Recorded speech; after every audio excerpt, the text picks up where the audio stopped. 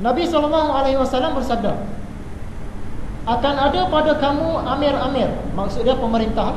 Orang yang nama dia Amirul tu pemimpin lah, ketua.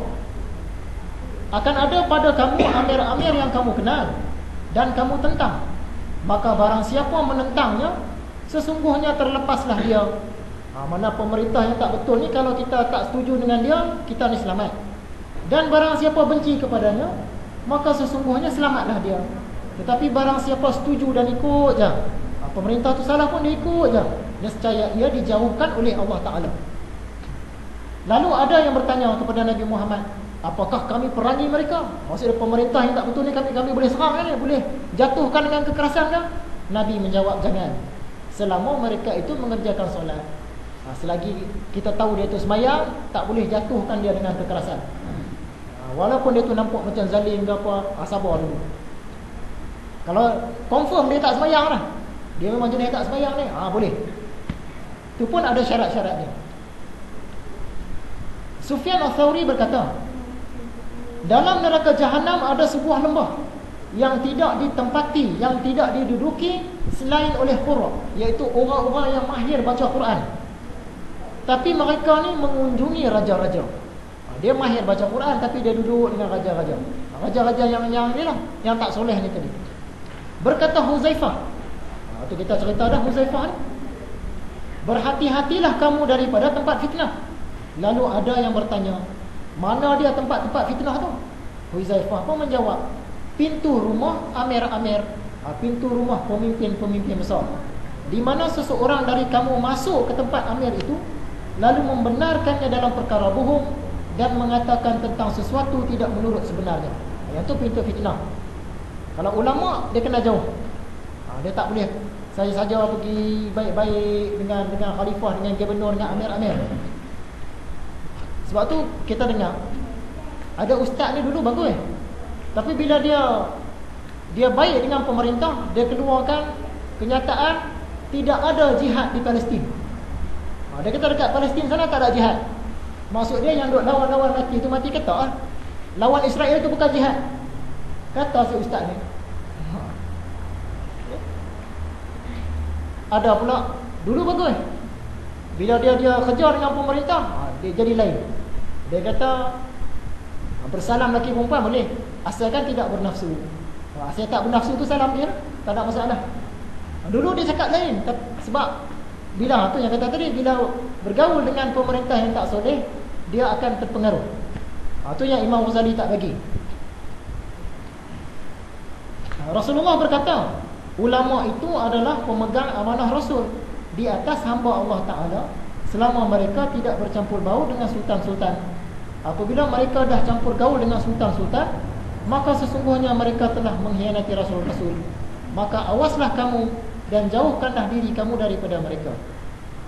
Mengikut kajian Imam Ibnul Jauzi, dia kata hadis ini hadis maudhu', maksud dia hadis palsu. Tapi cuma kajian dia seorang, jangan kita tahu, kajian orang lain kita tak tahu. Oleh sebab itu kita berhati-hati. Kita tak kata yang ni hadis, sebab ikut kajian Ibnul Jauzi, yang ni hadis palsu. Jadi kita tak kata hadis lah. Sungguh pun begitu, kita tengok tema dia. Apa kata tema dia? Tema dia kata, ulama-ulama eloklah, jangan duk rapat-rapat sangat dengan pemerintah-pemerintah yang tak soleh ni.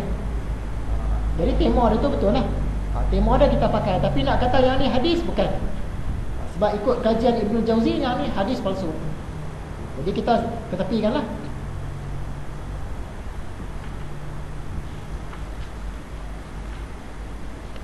Orang bertanyakan A'mash, ini satu orang ulama, Tuhan telah menghidupkan ilmu pengetahuan, kerana banyaklah orang yang mengambil ilmu pengetahuan daripada Tuhan.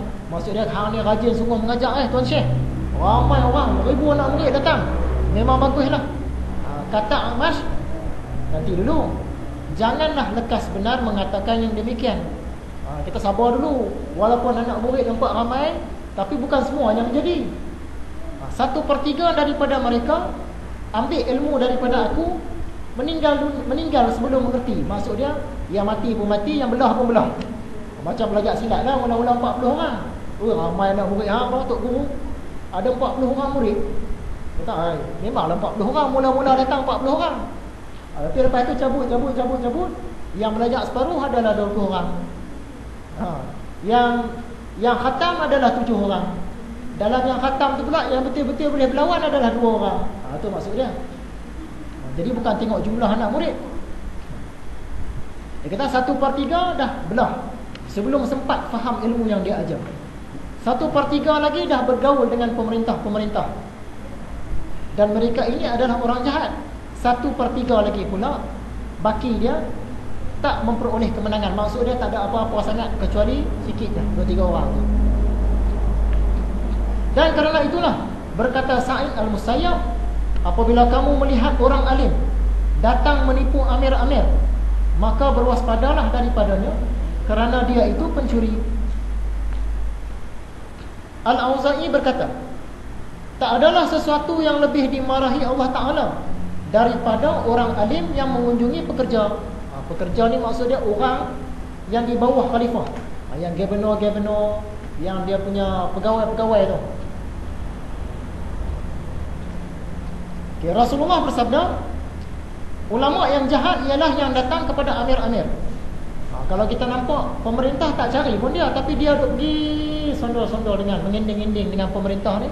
Ulama tu maksud dia ada sesuatu dah tu dia nak cari. Ulama jenis ni tak bagus. Ulama jahat, ulama su. Amir yang baik ialah yang datang kepada ulama-ulama. Pemerintah yang baik pula dia pergi menghadap ulama. Macam kisah Sultan Mahmud nak belajar ilmu. Dia datang dengan pengawal-pengawal dia, nak pergi belajar dengan seorang tok guru. Tok guru pun tanya, apa yang bising-bising tu? Dia kata, no, Sultan datang dengan askar, dengan apa semua. Dia kata, suruh balik. Ni tempat orang-orang miskin, orang-orang fakir, orang-orang nak menuntut ilmu. Kalau datang sebagai Sultan, balik dulu. Balik Sultan. Sultan datang lepas tu pula, kalau tak salah saya malam, datang dengan satu orang pengawal peribadi je, pakai pun biasa, tak pakai Sultan lah. Ketuk pintu tanya, siapa dia ni? Dia tak kata dia Sultan, kata fakir. Saya pun fakir. Okey, fakir boleh masuk. Sultan macam tu kira okey lah. Dia menghadap ulama.